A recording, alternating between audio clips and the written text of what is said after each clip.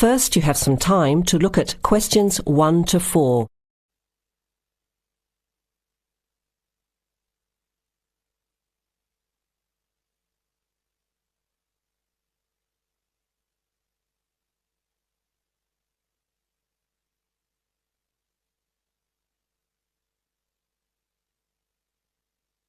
You will hear the recording once only. Listen carefully to the conversation and answer questions 1 to 4. OK, who's next, please? I think I am. How can I help you? I just came in on flight 372 from Singapore at 11:30 and my luggage hasn't arrived. I've been waiting at the baggage claim for about half an hour now and everything seems to have come off the plane. The conveyor belt has stopped and all the passengers have gone. So I came here to find out what has happened to my bag. Can I see your ticket, please? Here it is. So you came from Hong Kong today and changed planes in Singapore, right? Yes, the connection in Singapore was a tight one. The plane got in late and I had to rush to get to the next flight. That's the problem right there. There wasn't enough time to get your bags onto the connecting flight. Normally Singapore Airport is very efficient. Now, I need you to fill in these forms. Your name? Jenny Lee. Address? I guess you want my address here. I'm staying with relatives. Just a minute, I'll have to look it up. It looks like 583. No, it's 533 East 67th Street in Riverside. Do you have the phone number there? Yes, I do. It's 93014269. So you came in on Qantas Flight 392. Do you know the number of the flight out of Hong Kong? Let me see. I think it was Cathay Pacific 900 or something. Oh yes, it says here, CX912. Before you hear the rest of the conversation, you have some time to look at questions 5 to 10.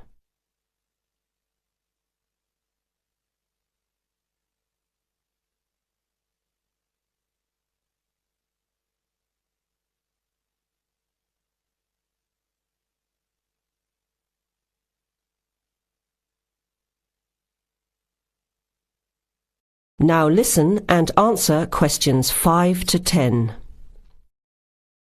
Right. Now, I need a description of the luggage. How many pieces did you check in? Just one. Can you describe it for me? Here is a picture to help you. Okay. It's a big bag, like this one. Rectangular. Not hard shell, but soft covered, and it has a zipper around the front. Is it black? No, sort of a grey colour. Any identification? Just a tag with my name on it.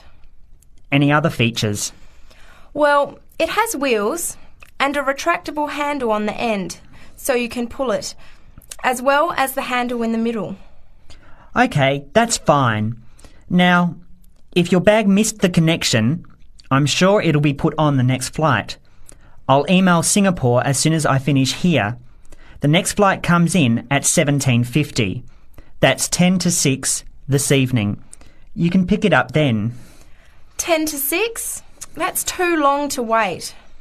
Can I get my uncle to pick up the bag on his way home from work? Sorry, you have to be here yourself to clear customs. Of course, I almost forgot. Will the bag come here, to this desk? Yes. You pick it up here, then take it over to the customs area. By the way, don't forget to bring your passport. You will also need to have the key plus your ticket with the baggage claim number on it. Oh, okay. Guess I'll have to come back tomorrow then. It's lucky I packed everything I need for now in my carry-on bag. Yes, that's always a good idea. Be prepared.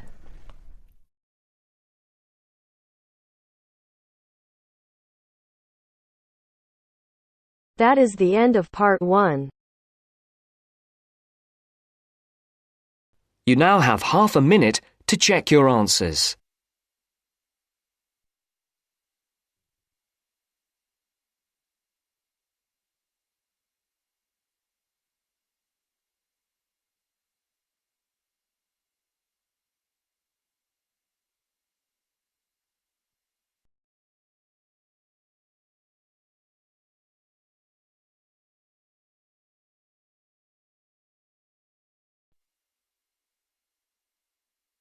Now turns to part 2.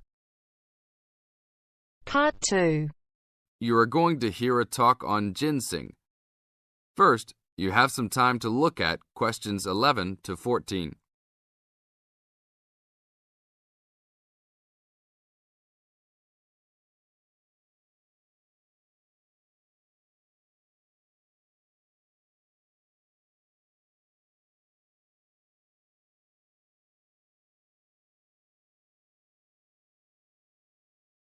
Now listen to the tape and answer the questions.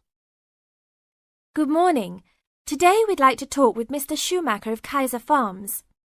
Mr. Schumacher, what is in ginseng that makes it so special? Thanks.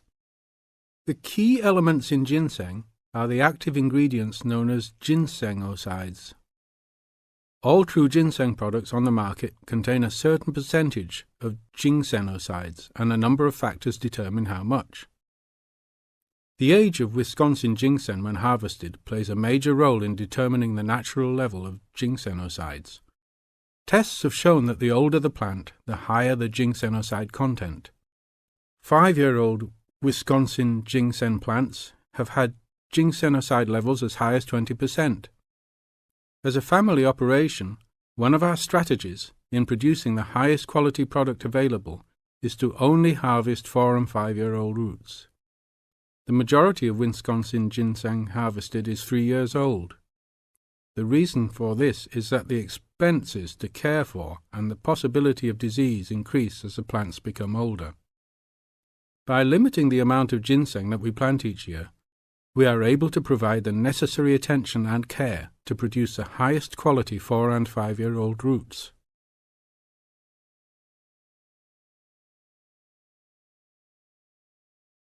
Now look at questions 15 to 20.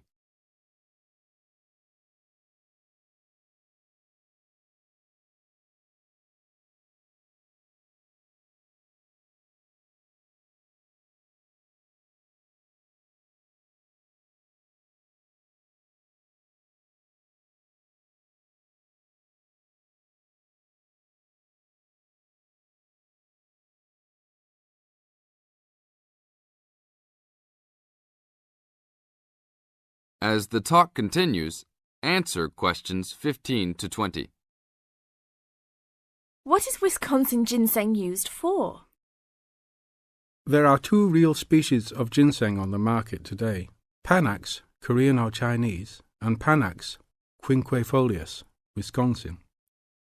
Since ginseng has been used for thousands of years in China, it is easiest to explain the differences in ginseng by using traditional Chinese herbal philosophy. Wisconsin ginseng is considered a cooling-type herb, and Korean or Chinese ginseng are considered heating-type herbs. As a cooling herb, Wisconsin ginseng is used as a preventative medicine. Here in the United States, Wisconsin ginseng is considered an adaptogen. As an adaptogen, Wisconsin ginseng acts to normalize body functions and strengthen the immune system and other systems in the body. Over a longer period of time, it builds up energy and maintains the body at a higher level, acting to reduce stress and fatigue. As a heating herb, Panax ginseng is used more as a stimulant and is often prescribed in China when the body is recovering from an illness and is worn down and in need of a rapid boost of energy. It is only recommended to be taken over short periods of time and not continuously. Wisconsin ginseng is considered the premier ginseng in China because it can be taken on a continuous basis and acts as a preventative-type medicine by slowly building up the body. Wisconsin ginseng fits in perfectly with the Chinese herbal philosophy of preventative-type medicine. Unlike here in the US, where we often wait until we are ill to seek medical attention, the traditional Chinese medicinal philosophy concentrates on building up the body to prevent illness. Based on the way Wisconsin ginseng has been prescribed in China, it is the correct ginseng to be taken for the majority of the consumers. Travel to China and see firsthand the ginseng that is considered the world's finest ginseng. That is the end of part 2. You now have half a minute to check your answers.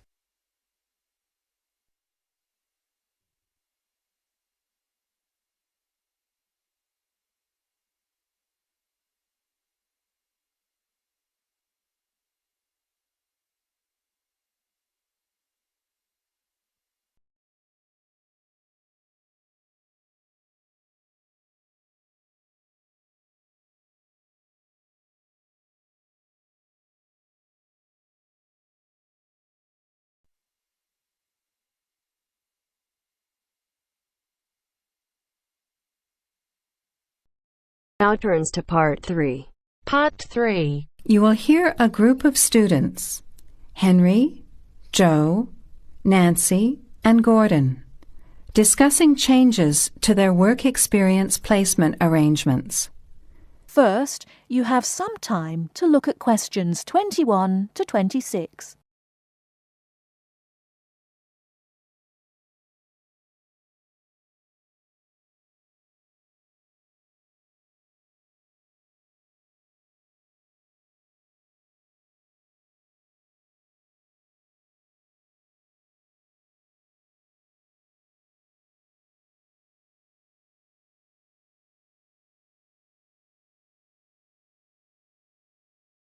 Now listen carefully and answer questions 21 to 26.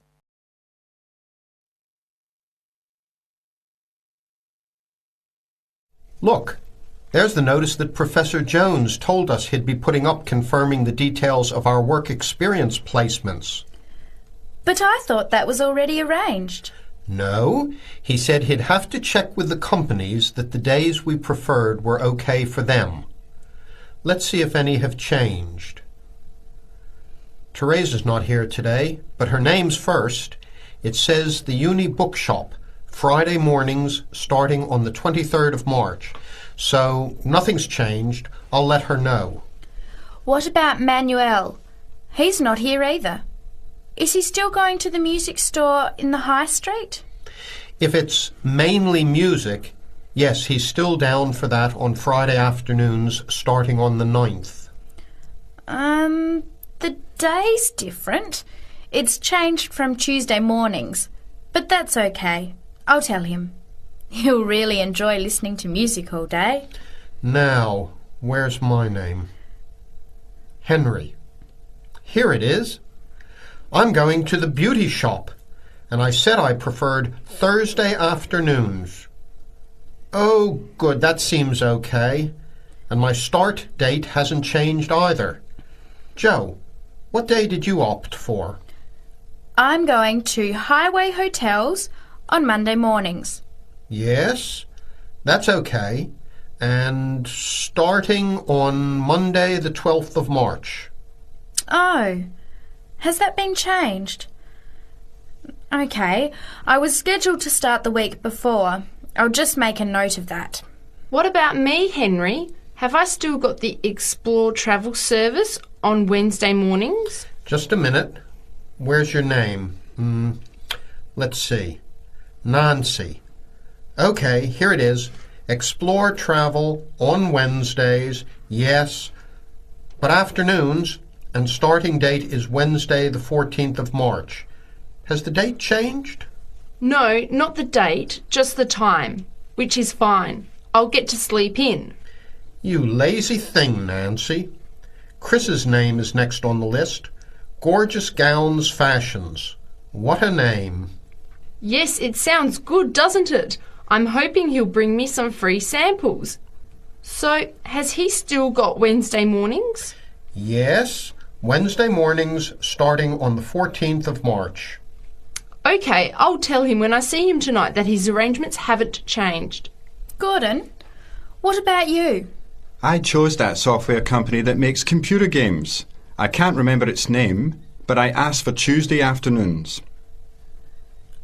Oh, yes. Here it is. Games to go on Wednesday mornings. There's a note here saying they have their weekly staff meetings on Tuesday afternoons, so that wouldn't be much use to you. That's why they've changed it to Wednesdays, starting on the 21st of March, so you can see their working setup. OK, I'm glad they've changed it. I don't think I'd want to sit through a meeting every week. Before the conversation continues, you have some time to look at questions 27 to 30.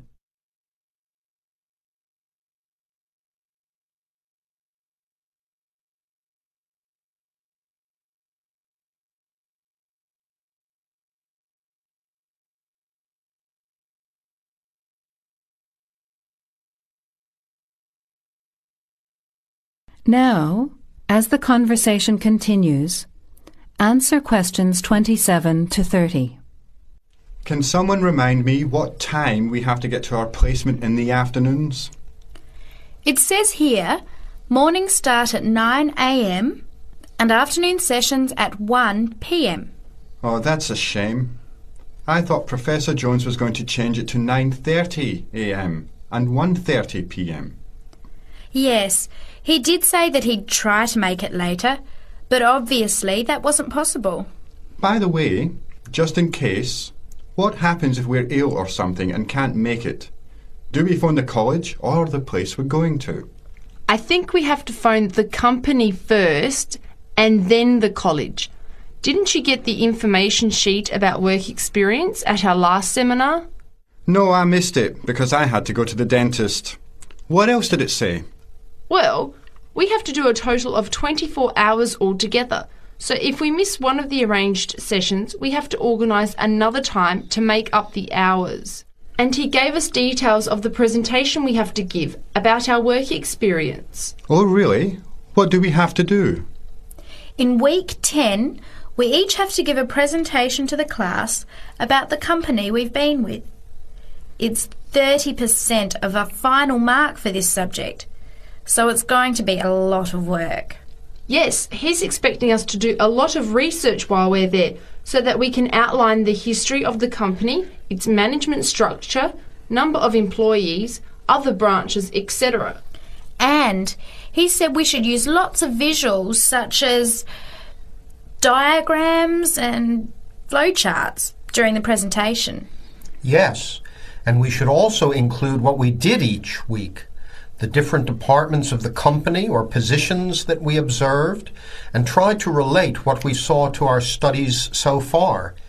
He gave examples like management style, accounting systems, information technology, and so on. You were right. It sounds like lots of work. That is the end of part 3. You now have half a minute to check your answers.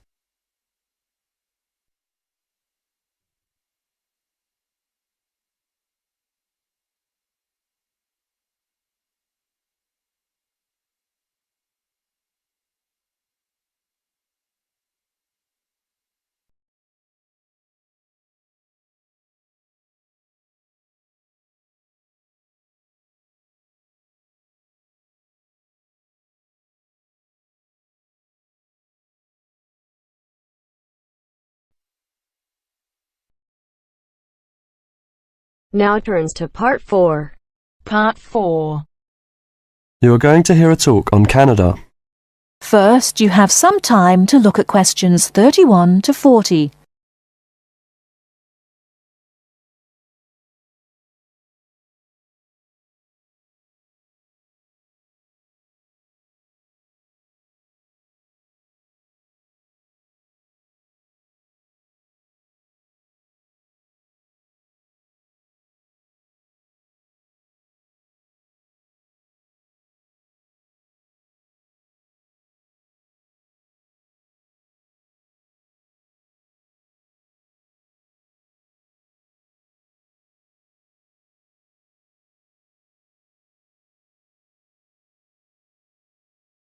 Now listen carefully and answer questions 31 to 40. Good morning and welcome to this talk on Canada. Many people think of Canada as a land of ice and snow. They think of it as a young country with few inhabitants, a country of English-speaking white people. While some of this is true, it is also an inaccurate description of the country we call Canada.